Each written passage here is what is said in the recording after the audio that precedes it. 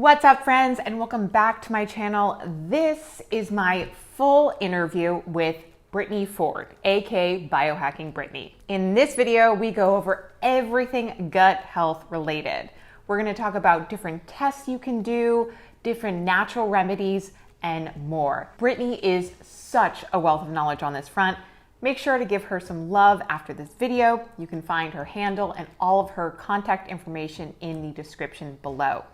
And if you haven't checked out my 10-minute video on my Viome results 1 year later and all of the lessons I learned, make sure to go check that out. It will also be in the description below. And until then, enjoy my full interview with Brittany. Hi, Brittany. Thank you so much for taking the time to come on my channel and chat with me about nutrition and gut health. I am so excited to dive into the weeds with you today. And before we actually kick things off, I'd love for you to just kind of tell me a little bit about yourself and how did you get into nutrition in the first place? Well, thank you for having me, first and foremost. It has been a long journey for myself to get to this point, and which I find is honestly the truth for most healthcare practitioners. They kind of have their own struggles and they kind of heal them and then make a business out of it and help other people. Same thing with me. So about 10 years ago, I started having these really weird and unexplainable symptoms that I didn't really necessarily know why they were happening or what to do about them. And it was weird things like my hair was falling out and thinning.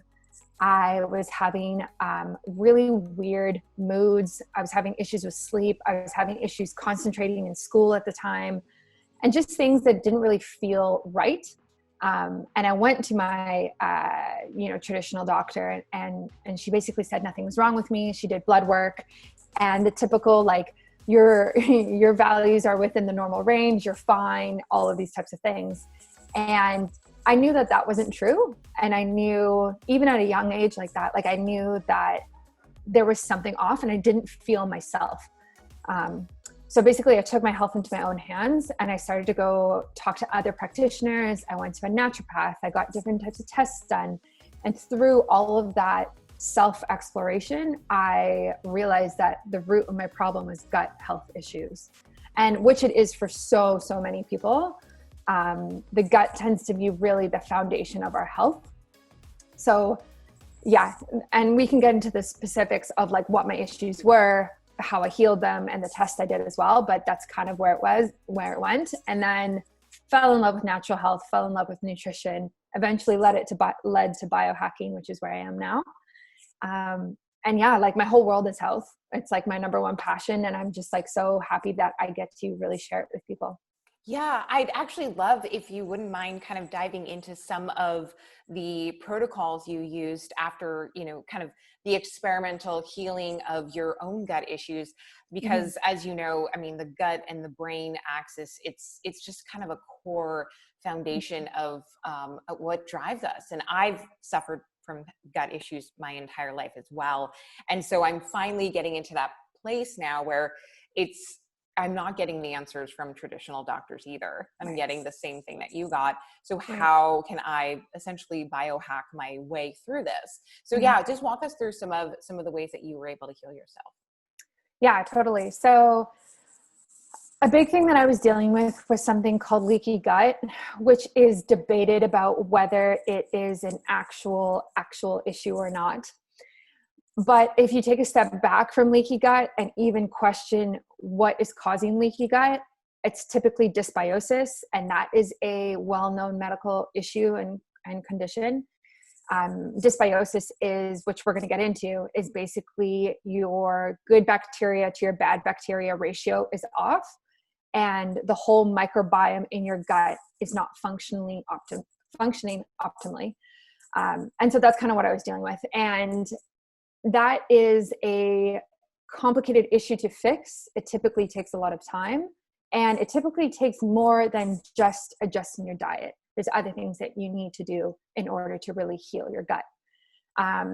So a big thing was like figuring that out in the first place, and then changing my diet. So I went paleo And I've basically been paleo since then. I mean, some tweaks here and there, but basically paleo since then.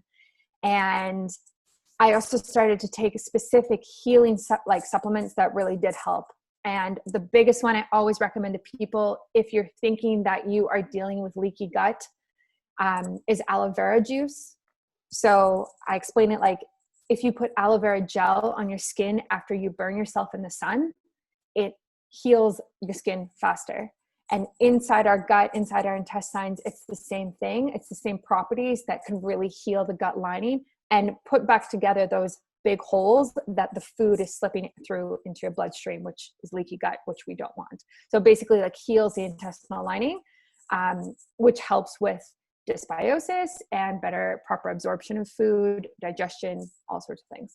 So those are just kind of like some of the things I started doing that really like made a big impact. Aloe vera juice, that is fascinating, because for a while I was actually experimenting with it. And I'm curious if you find a difference in just the regular juice or with the pulp. Is there any big difference between the two in terms of what works best on the gut? Yeah. So there's definitely a difference between like the aloe vera juice that is in like convenience stores that has like sugar in it, and it's typically green. Real aloe vera juice is actually like see-through. It's invisible, not invisible. It's clear. It doesn't have any color to it. So like those are definitely different products. In terms of the actual substance, you can get whole leaf or you can get inner leaf. There's debate on this, but honestly, I think either or is fine. It's really what you have access to and what you can get your hands on. I've also seen new aloe vera juice that's come out that's organic, which is really nice. So it doesn't have any pesticides. And yeah, I would go with that. And aloe vera juice now is pretty common, like way more common than it was 10 years ago. You can buy it on Amazon. It's one of those like easy biohacks that you can bring in. That is really, really great advice. And for somebody who is also suffering from a lot of gut issues, I think that might be something that would be worth reintroducing into my diet. So thank you for that tip. So as you mentioned before, you have taken kind of your issues, you've solved them, and now you're bringing them to your own business. So walk me through a little bit about the services that you offer your clients. Yeah, totally. So by trade, I am a holistic nutritionist. And I typically, when I work with clients, I work on my 4 pillars of health. And one of them is nutrition, as I think it's so important and it should be its own pillar. And then the other 3 are lifestyle and biohacking, mental health, and physical health. So I really take a holistic approach with clients, just like I have with myself and with other people I've helped heal and support their health, because I find this is the best way really to create long-term successful results for what you're dealing with. Instead of reducing the symptoms and managing the symptoms, it's getting to the root cause and treating you as a whole. And so that's kind of like the framework for how I work with clients. And then I have different services. I have 2 different packages. Typically, I like to work with clients for a minimum of 3 months. And that is because time and time again, research has shown that any specific diet, supplement, hack that you're going to do, you really need about 90 days or 12 weeks for it to really take hold and make lasting change. So that's kind of what I try and do with clients, minimum 3 months, sometimes 6 months. And then we treat you as a whole person. We look at every aspect that makes you, you, and just support it over that time and see what works and what doesn't work. I also do like certain testing, like Viome, like we're going to talk about, hormone testing. A lot of my clients come to me who are wanting to get pregnant in the next year. And so they're really re-examining their hormones and their gut health and wanting to get as healthy as they can before that time. And that's like, I totally support that, because I think, bringing a baby into the world is very important for a lot of people. So yeah, absolutely. And in terms of some of the gut issues that you commonly see, could you walk me through some of the most common gut issues that your clients face? Is it leaky gut? Is it IBS? Yeah, so I wouldn't say it's leaky gut, just because a lot of my clients don't know what that is. So it's more of like the symptoms they tell me. So IBS is a big one because it's very symptomatic. You can see like, because IBS is between constipation and diarrhea, right? You flip flop all the time. So it's very obvious if you have it. Um, and then like other things like SIBO is something that comes up a lot, and really just like digestive symptoms. So a lot of bloating, a lot of reactions to food, whether it's eczema or acne or swelling or just different reactions like that they don't know necessarily why it's happening. So I would say like those are pretty common. And then on the hormonal side, it's a lot of, I mean, it's kind of different, but it's a lot of women coming off of birth control, a lot of women having period problems. It's, you know, it's so funny how life works. Like I've had period problems and I've had gut health problems, and that's literally all the clients I get. It's like you attract what you've healed yourself, I guess. I don't know. Like that's what I work on over and over again. And like, I'm happy to do it. So it's just nice. Yeah, I mean, I'm kind of in a similar boat, and it's one of the reasons why I actually reached out to you and I started following you, because I could see a lot of myself in and my issues that you were actually discussing on your platform. So there's a level of comfort too, that you feel like, oh, I'm not the only one who's struggling with this, you know? And do you find that a lot of the gut issues is primarily food related? Is it genetics? I think it's food related. And I also think it's stress related and lifestyle related. You know, I was just listening to a podcast this morning, and it said that Americans spend up to 90% of their time indoors now. And this is like even before COVID hit. So it's just like, it's those types of things, the lifestyle that people are leading, the lack of work-life balance, stressful relationships, social interactions, money strain, like all of these other things that really do impact your health that you might not realize impact your health. So that's kind of why we look at the whole person.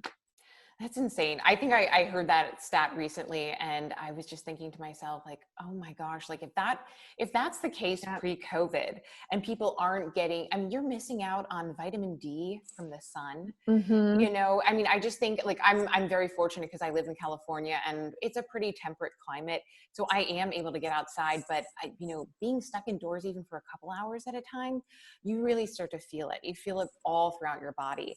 And so I hope that, you know, in educating people about getting outside and getting in nature, you know, we'll start to see a trend in the opposite direction, but it might take some time. So I know you alluded to this before, but tell me a little bit about some of the at-home test kits you might recommend if a client were to come to you with some of these symptoms. What would be your suggestion for like an at-home gut test? Yeah. So if we're talking gut health, definitely Viome is the gold standard.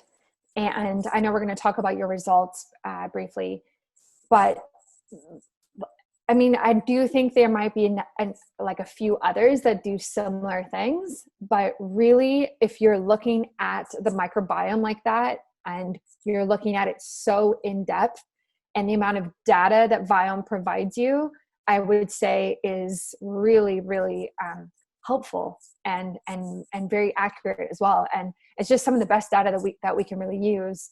I typically almost always recommend Viome when we're dealing with gut health issues. Yeah. And kind of going off that point, you know, looking at something like the Viome microbiome test, what information do you personally find useful for the consumer or for your client to look at? Yeah. And I mean, like any test that you get done, it can be overwhelming looking at the results. And whether it's even just like a traditional blood test, you know, the values, and then you see the normal range and you're kind of confused. And so it's a lot. So it really helps like having somebody walk through the test with you and be like, look, like, even though it says it's in the normal range for you based on your size, gender, age, blah, blah, blah, like you should be here, you know, like really having somebody know the data, I think is very helpful. So a similar approach, right? Like I like looking at the types of bacteria that's in the gut, the levels of it, I like looking at, it measures for leaky gut. I like looking at the acidity in the gut. That says a lot as well about how you're digesting food. So those types of things. And then it depends on the issue as well, right? You kind of have to relate everything together and make a proper plan and a health protocol for the person. Yeah, I know for myself, like just when I got my Viome results back, I was so excited. And I read through the science, but there was definitely some technical jargon that I wasn't perhaps familiar with. And I can imagine for the everyday consumer who doesn't really have, their ear to the ground on a lot of these, biohacking terms and issues, it's probably, difficult to kind of ascertain what is, what this information is useful for me and what I can, kind of steps I should take. So should, as an everyday consumer, how much of this Viome test or any microbiome test you do, should we really be taking at face value? Just like every other test, I think it should be taken with a grain of salt. If you get a test back and you pick through it so specifically and change your whole life and your whole diet for it, I mean, it's almost like adding so much stress to you to do that. So it's really a balance. So I would almost say like take out maybe 2 or 3 things that are the most concerning things, if there are that many, the most concerning things, and work on those and then see how you feel 3 months later and go from there. You can't make all of these changes at once and then try and track your progress, because how are you going to know what worked and what didn't work? It's like pretty like basic, psychology with that. So, I mean, that's typically what I do. And even with myself, when I'm dealing with my own health issues, I have to be really careful to not stack hacks, because otherwise, how do I know it worked? Like, how do I know if it was the nutrition or the red light therapy or my exercise routine changed? How do I know? So you have to kind of like slow down, take it one thing at a time, and work with a professional if you can, for sure.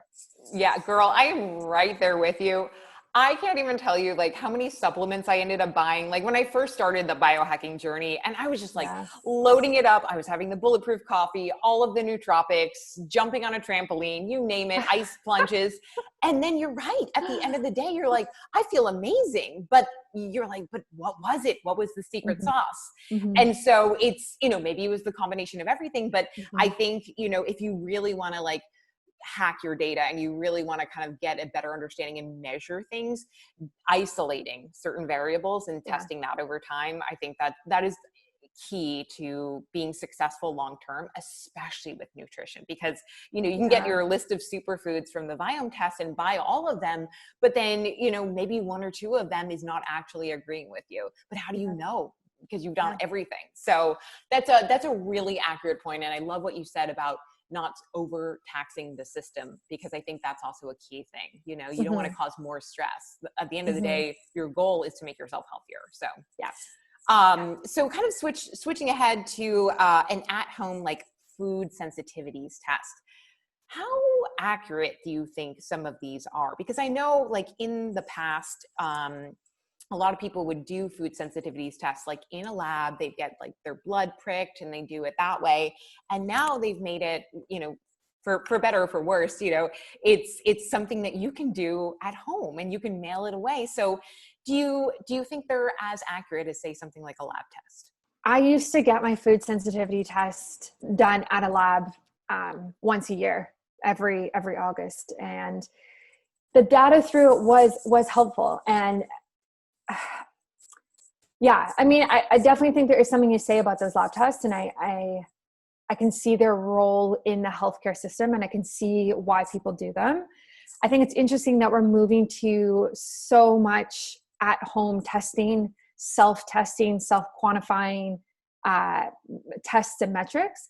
And I think there's a role for that too. So I think they both have validity. And I think it's about the company that you go with and making sure that it's a quality testing service. Read the reviews, go through their data, go through their science, and make sure you know what you're doing. Don't just like go on Amazon and pick one random one or whatever you're going to do. Right. So yeah, I think if you go with a quality brand, I think you're probably going to be okay. You know, another thing that the whole pandemic has kind of brought up is, you know, not only is it a convenience thing of doing these at home tests, but also it's like, it's a little bit more of a safety precaution. You know, I'm able to do it at the comfort of my own home. I don't have to expose myself to other people in a lab facility. So I do anticipate, at least for the you know, foreseeable future, these are just going to kind of become more popularized as people are trying to avoid contact with hospitals in general. So, you know, so I think for at least right now, this is kind of the route I chose to go, but maybe that'll change down the line. So I sent you over my very extensive results from both tests, and I appreciate you taking the time to look at them over. So here was something that really surprised me in looking at both of my tests.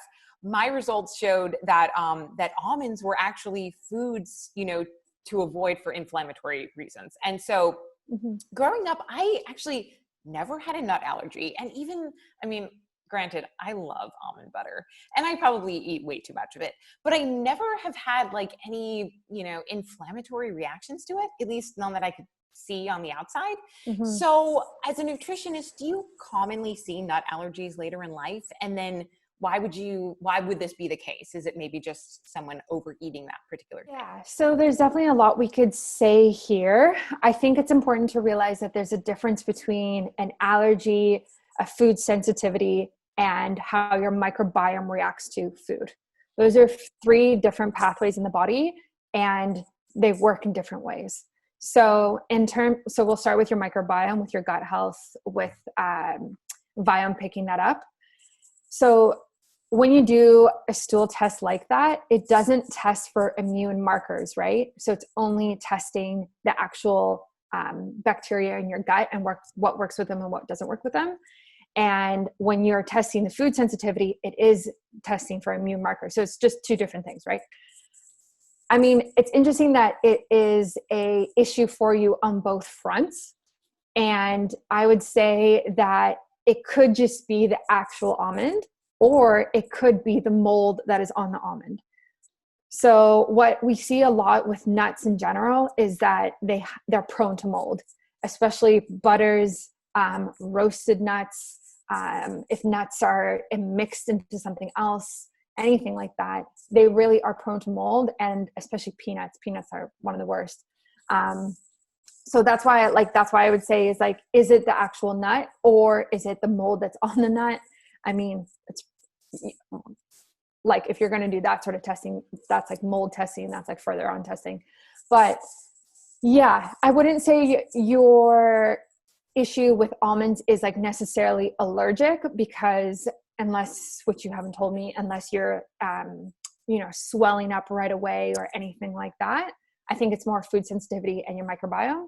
And I would just, stay clear for a while.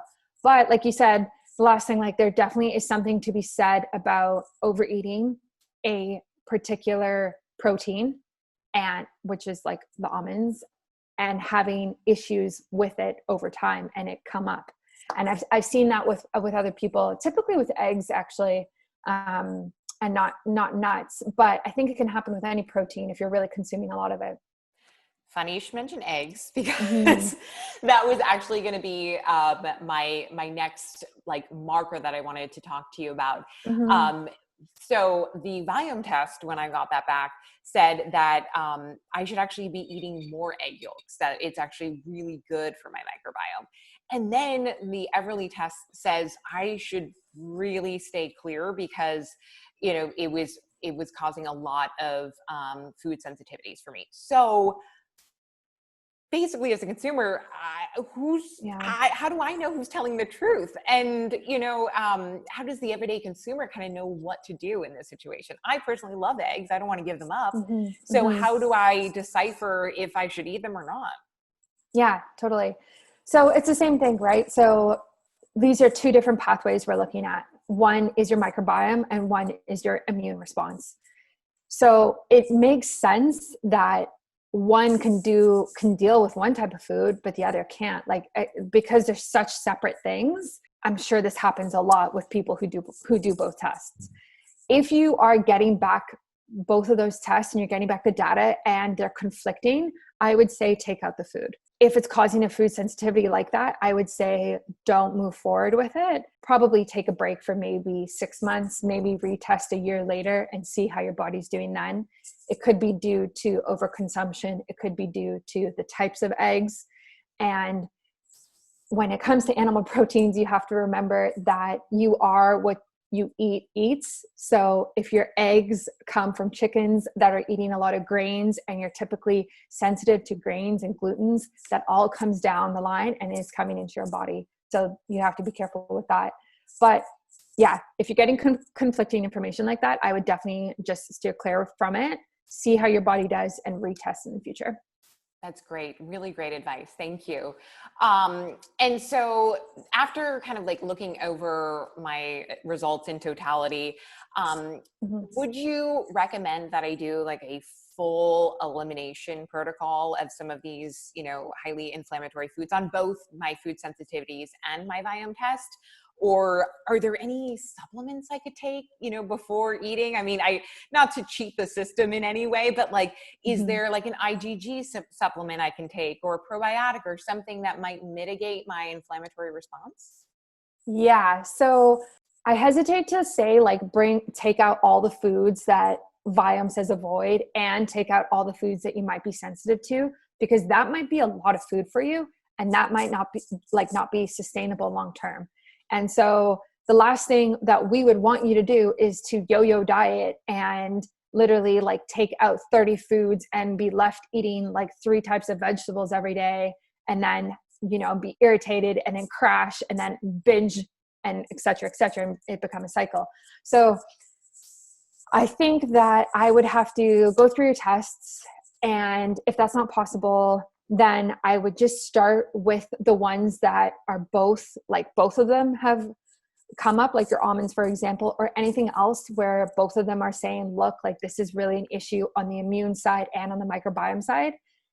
Eliminate those and see how you feel. And yeah, like that's the best place to start. But it also depends on the symptoms that you're dealing with, right? So are you dealing with IBS? Are you dealing with being bloated? Like these things indicate other things as well. So we'd have to apply your symptoms to your data and then make a plan. That actually raises a really good point, because for me, I don't feel the immediate symptoms after eating some of these foods. So if I have big egg dinner, I might not feel bloating right after, but I might be bloated a day later. So is that normal? Can people see symptoms occur later, not immediately after?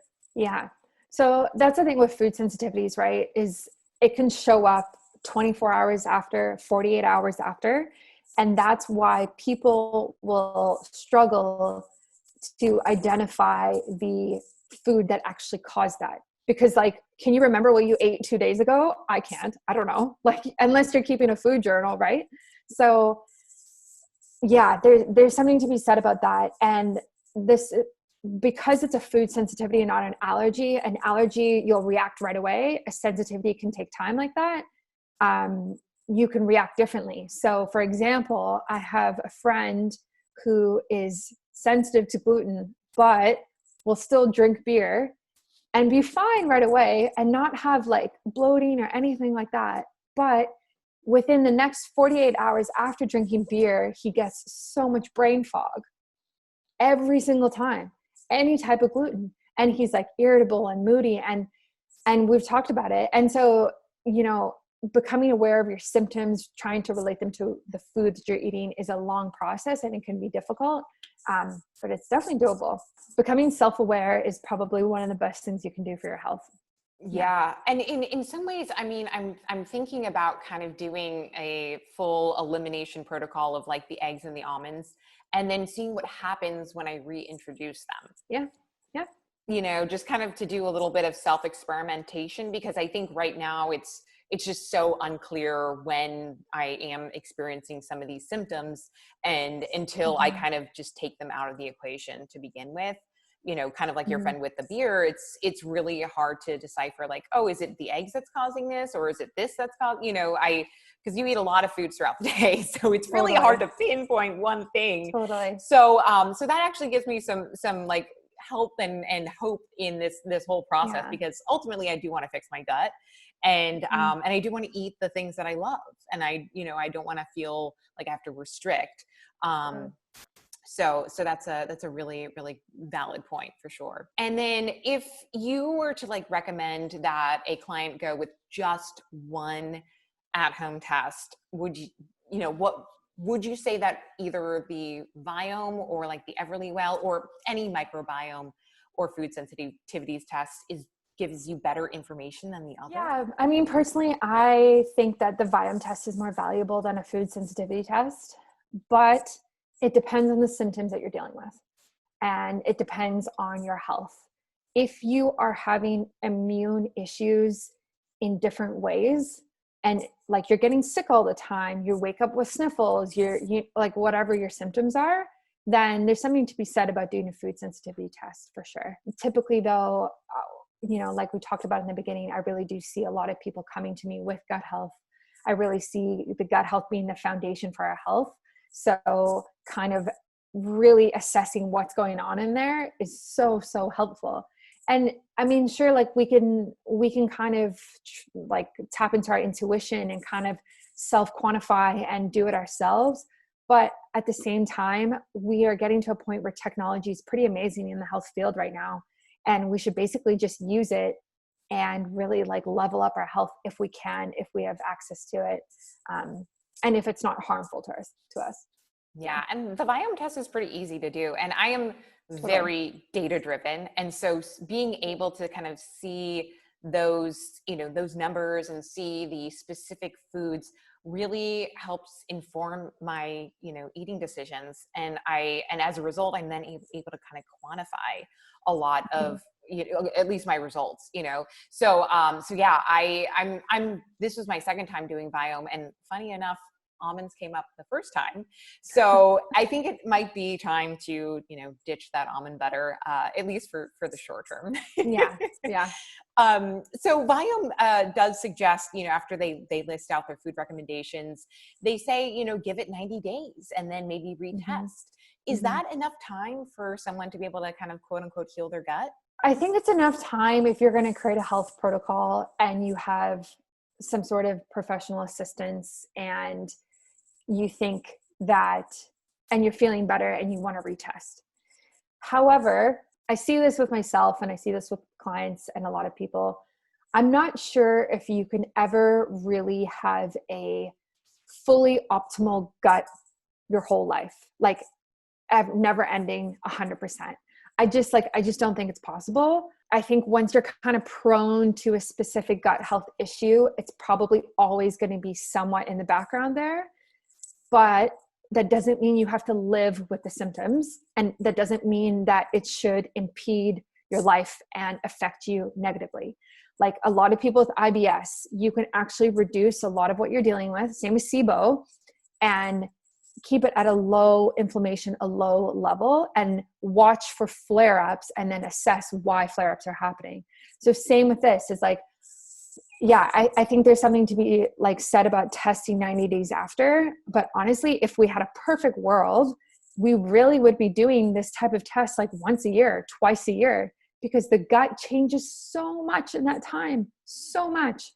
It's based on what you eat, where you live, where you go, if you travel, who you meet, what pets you have, bacteria, all sorts of things. So your gut is just changing all the time, right? So it would be amazing if we could all just constantly test and see how it's going. I think would be like perfect. But I mean, of course, that's a lot for a lot of people. So yeah. I mean, hopefully we'll get to a place where this will become super mainstream and will be like included in your, yearly or biannual checkup where you just get this kind of information, because I do think it is, right now it's a little bit of a luxury. And I think this is the information that you get is so important.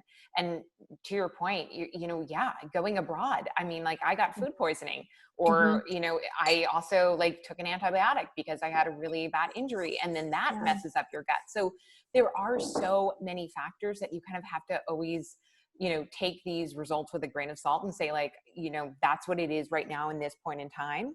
But like this could drastically change in the next few months. And so I think, kind of being attuned to that is really important. And then finally, I'm just curious if there's any like gut supplements that you have, that you've used personally that have worked for you, that, in addition to the aloe vera, which is 100% going to be in my Amazon cart this afternoon.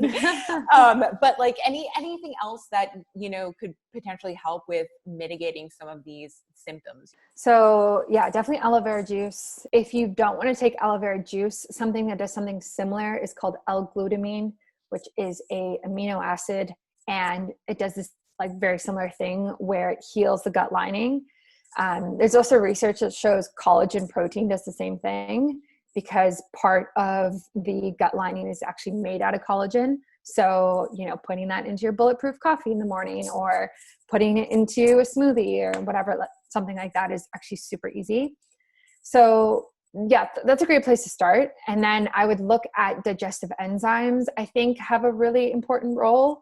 I know people who take digestive enzymes with every single meal that they have, and because they just want to optimize their digestion. And I mean, there's something to be said about that, but I personally think they're very helpful if you are eating out, if you are, going to Starbucks or going to a restaurant, or having a beer. Like having a digestive enzyme help you digest that food that is typically inflammatory for you is going to be very, very helpful.